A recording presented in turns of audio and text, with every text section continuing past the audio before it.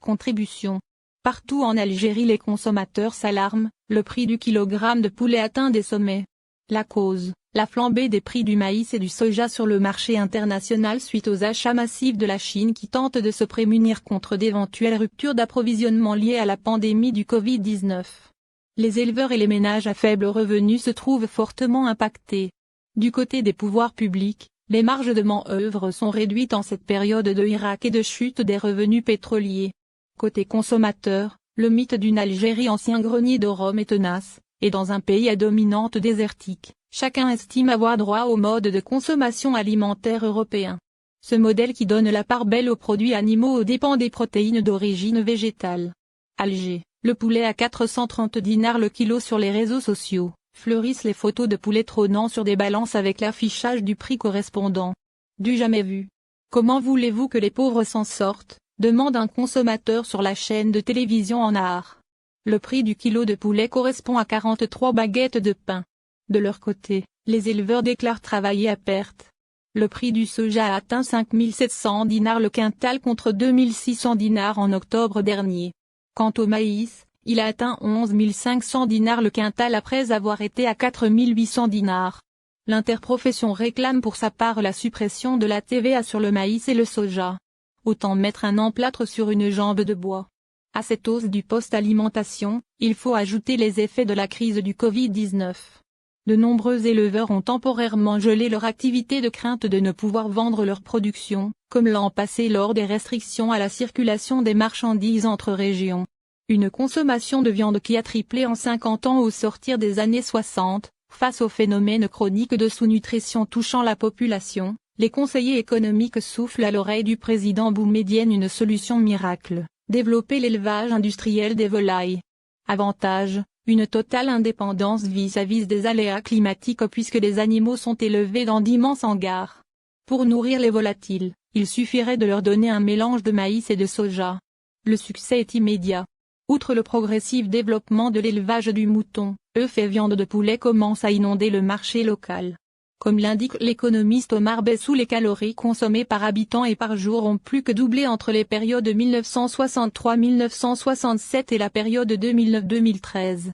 Quant aux apports des produits animaux dans la ration, ils ont augmenté en comparaison des années 1960, les protéines animales constituant en 2009-2013, 27% de protéines totales, contre 17% dans les années 1963-1967. Aujourd'hui, les consommateurs mangent 3 fois plus de viande qu'il y a 50 ans. Or, la population s'élève à 42 millions d'habitants et on compte près d'1 million de naissances par an. La demande en viande ne cesse de croître. L'échec prévisible du modèle maïs-soja. L'élevage industriel des volailles est donc basé sur un modèle alimentaire faisant essentiellement appel au couple maïs-tourteau de soja. Or, étant donné la nature semi-désertique du pays, ces deux matières premières ne peuvent pas être produites localement. Elles ont donc dû être importées. Insignifiantes au début, les importations n'ont cessé de croître. Elles atteignent annuellement plusieurs centaines de millions de dollars. Très tôt, de nombreux universitaires ont vainement tiré la sonnette d'alarme.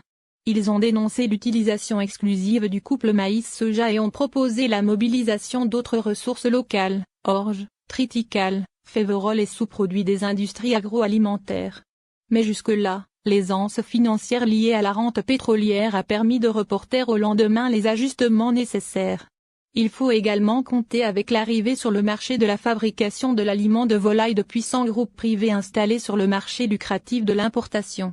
L'échec actuel de la filière avicole locale était prévisible. Il est ainsi symptomatique que les fabricants publics et privés d'aliments du bétail n'aient jamais eu l'obligation d'incorporer progressivement des produits locaux. Une telle démarche accompagnée d'un suivi matériel, technique et financier des agriculteurs aurait pu faire décoller une production locale. Pour le directeur général de l'Office national des aliments du bétail, ONAB, la solution passe par la culture locale du maïs. Récemment, il a annoncé la mise en culture prochaine de 9000 hectares de maïs. Dans le sud, avec irrigation continue et de fortes subventions, les rendements obtenus sous pivot atteignent 80 quintaux par hectare. Or, les besoins annuels sont colossaux et sont estimés à 4 millions de tonnes de maïs. Plus grave, cette culture demande un arrosage massif alors que nombre de barrages sont à sec et que les nappes phréatiques voient leur niveau dramatiquement baisser. Déjà, les villes du littoral doivent recourir à un coûteux dessalement de l'eau de mer sans même que le prix réel du mètre cube d'eau ne soit répercuté sur la facture d'eau des consommateurs. Fort du nombre d'emplois que leur activité génère dans la filière, les fabricants privés d'aliments du bétail constituent aujourd'hui une force de pression considérable vis-à-vis des pouvoirs publics. Avec les propriétaires de couvoirs industriels, ces fabricants font vivre tout un monde de petits éleveurs aux installations rudimentaires parfois composées de simples garages ou de serres réaménagées en poulailler. En effet, aux millions de chômeurs que compte le pays, il faut tenir compte des 300 000 jeunes qui arrivent annuellement sur le marché de l'emploi. La steppe, le pays du mouton avec près de 30 millions d'hectares d'étendue steppique, l'Algérie est considérée comme le pays du mouton. Ce type d'élevage contribue largement à l'alimentation de la population. Mais dans son état de dégradation actuel, la steppe ne peut supporter que 4 millions de têtes d'ovins. En effet, il s'agit de tenir compte des capacités de régénération naturelle des parcours. Or, le cheptel qui était de 9 millions de têtes en 1963 est passé à 16 millions en 1991 et atteint aujourd'hui 25 millions. À elle seule, la région de Djelfa en compte 3 millions. Cette augmentation n'a été possible que grâce à des importations massives d'orge. Face à un chômage rural endémique, l'élevage du mouton reste souvent la seule source de revenus possible dans les zones rurales, d'autant plus que la demande en viande des villes est forte. Mais le surpâturage provoque une désertification dont les effets les plus manifestes sont l'apparition de dunes de sable, là où auparavant se trouvaient des touffes d'alpha. Le réchauffement climatique rend également plus aléatoires les pluies salvatrices qui faisaient auparavant reverdir les pâturages après la canicule estivale. Une difficile transition alimentaire dès le milieu des années 1970, des universitaires ont dénoncé le recours aux seules protéines animales au détriment des protéines végétales telles les légumes secs. En effet, de tout temps, le traditionnel couscous aux pois chiches ou aux fèves a fourni une ration équilibrée. Les acides aminés dits essentiels contenus dans les légumes secs complétaient admirablement ceux contenus dans la semoule de blé dur. Puis les cultures de blé et de pois chiches sont bien moins gourmandes en eau que celles de maïs et de soja, de ce fait leur production locale est possible. Mais rien n'y fait. Il est vrai qu'il s'agit également de tenir compte de la transition alimentaire en cours dans bon nombre de pays émergents. Si nombre de sociétés se sont surtout nourries à base de riz et de blé, l'augmentation du niveau de vie s'est traduite par une augmentation de la consommation de viande. Si en Chine, le bol de riz est aujourd'hui accompagné de viande de porc, en Algérie le couscous est aujourd'hui accompagné de viande de mouton ou de poulet dans le cas des revenus les plus faibles, délaissant les traditionnels pois chiches pourtant source traditionnelle de protéines. Si dans les pays européens se dessine une nouvelle transition alimentaire avec un progressif abandon de la viande et le retour dans les rations alimentaires de protéines d'origine végétale, lentilles, pois chiches, soja, pour les consommateurs algériens il semble inconcevable de ne pas accéder à la modernité que constitue la viande, le fromage et les autres produits laitiers.